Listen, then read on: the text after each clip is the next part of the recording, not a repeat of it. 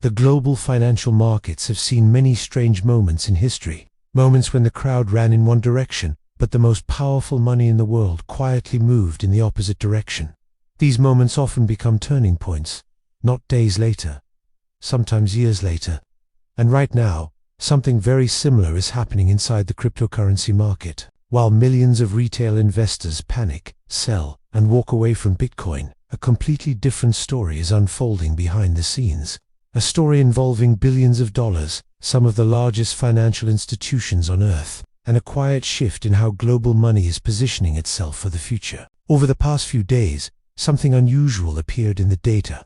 Roughly $1.45 billion flowed into Bitcoin exchange-traded funds. Even while the broader crypto market was experiencing heavy selling pressure, prices were volatile. Sentiment was negative. Social media was full of fear.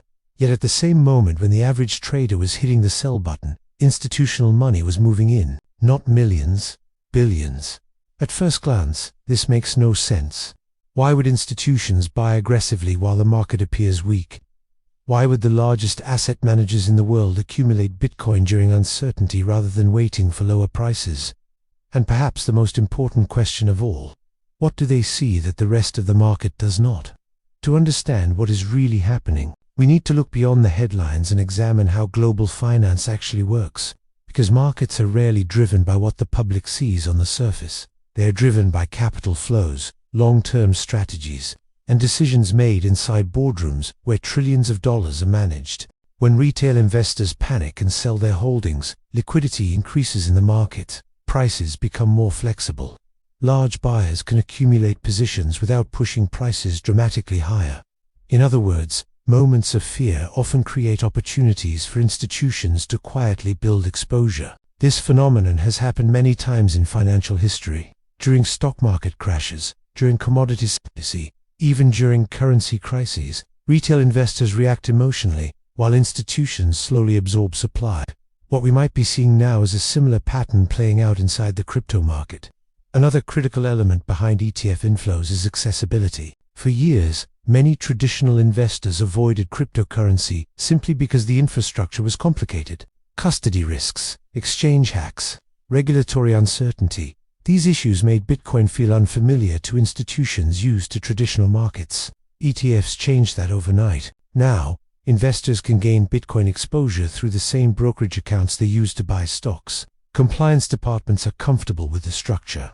Risk managers understand the framework, and institutional capital can flow through familiar financial channels. This is why ETF approval was such a major moment for the crypto market. It effectively connected Bitcoin to the global financial plumbing system. But the timing of these inflows is what makes the situation particularly interesting, because they are not occurring during peak optimism. They are occurring during uncertainty. And historically, that is often when the most significant accumulation happens. Consider the psychology of markets. When prices rise rapidly, excitement spreads, headlines appear everywhere. Social media becomes euphoric. But by the time the crowd notices, institutions have often already built their positions. The real accumulation phases usually happen quietly.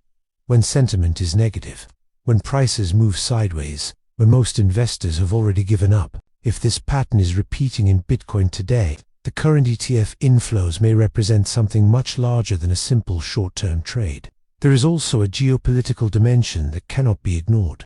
Over the past decade, the global financial system has been gradually shifting.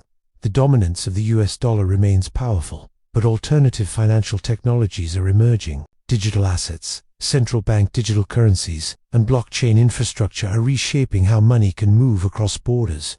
In this environment, some investors view Bitcoin not just as a speculative asset, but as part of a broader technological transition in global finance. Major banks, hedge funds, and technology companies are increasingly exploring blockchain applications.